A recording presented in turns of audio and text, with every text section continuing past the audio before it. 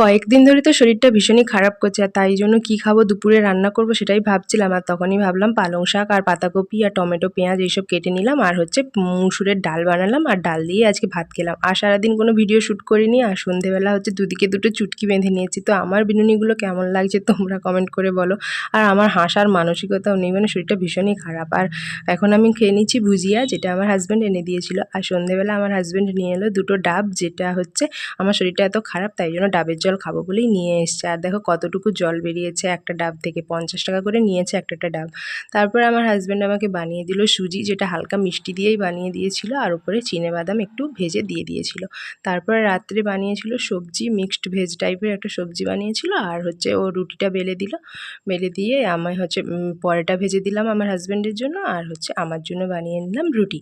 তো এই ছিল ভিডিওটা। আর তোমাদের যদি ভিডিওটা ভালো লাগে তাহলে চ্যানেলটাকে সাবস্ক্রাইব করে আমাদেরকে সাপোর্ট করো।